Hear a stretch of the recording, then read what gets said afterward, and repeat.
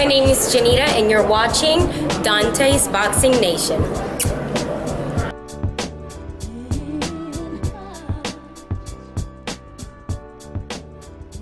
I know we talked about him before, but my fans, they keep asking me the same question, is what about ERISLANDY LARA? You say no one wants to fight Golovkin, but there's a couple people who do want to fight him.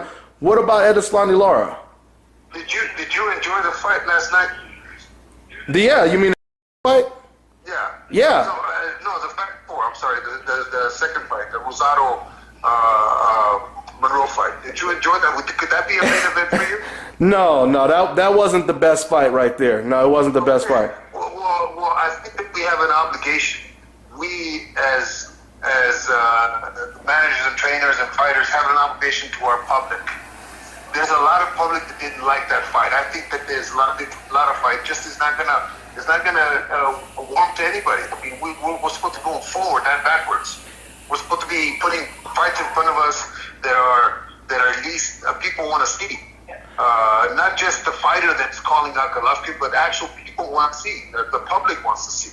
But that's the fight I hear a lot of people they want. But on top of that, though, Abe, you got to remember Golovkin, he fought Monroe, who has a very similar style to Lara, and that was a very exciting fight because Golovkin, he cut off the ring and he forced Monroe to stand there and trade with him, and that was a good fight. I mean, can't he do the same thing against Lara?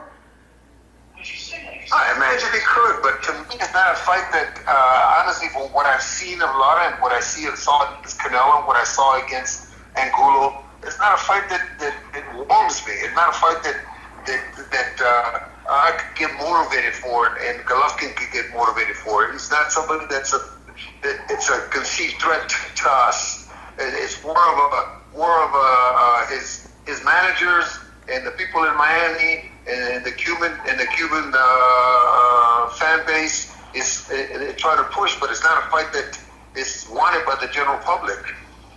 Okay, I mean, if we did a poll and the majority of fans picked that fight, would you even consider or entertain that fight if there was like a huge poll and he was like at least at the top of the names with all the opponents? Fortunately for me, yeah, I think after it's already been chosen. I'm not the one that chooses, or I'm not the one that approves. I'm not the one that it's a team thing. But let me say this: why haven't Lara's people come to Golovkin and said, like Canelo supposedly did? Lara's people come to Golovkin's people and say, "This is how much is on the table for you. Fight us." Why not? So you're saying that's all it takes is for Lara's people to call up Tom Loeffler and say, let Golovkin turn it down. Let Golovkin turn it down, and then they can say, I turned it down. Or Golovkin turned it down.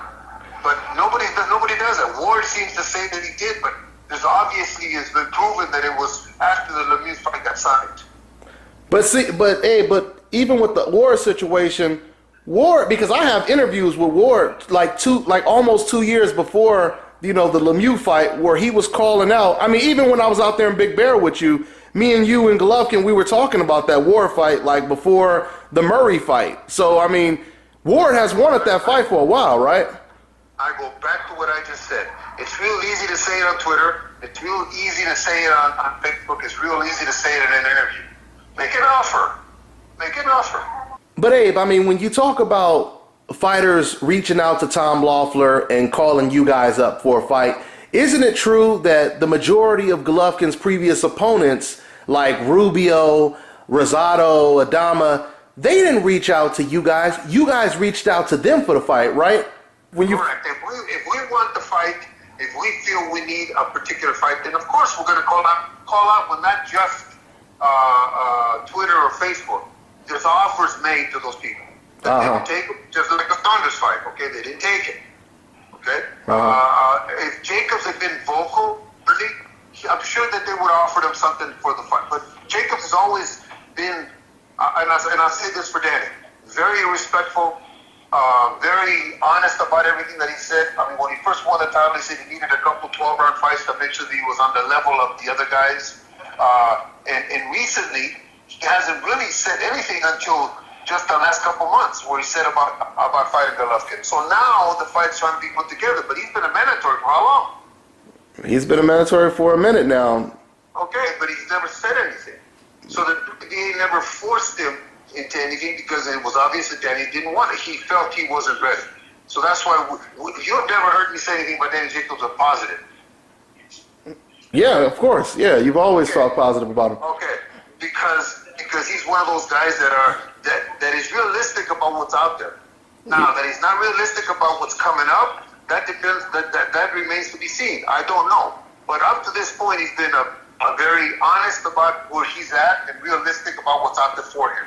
And he fought Mora twice. He had a great win against Peter, and then for some reason it disappeared from him. I don't know why. But now that it's been ordered, now they have this week or next week for them to come up with something. I'm sure that whatever it's done is for Danny's best interest, whether he does the fight or he doesn't do the fight.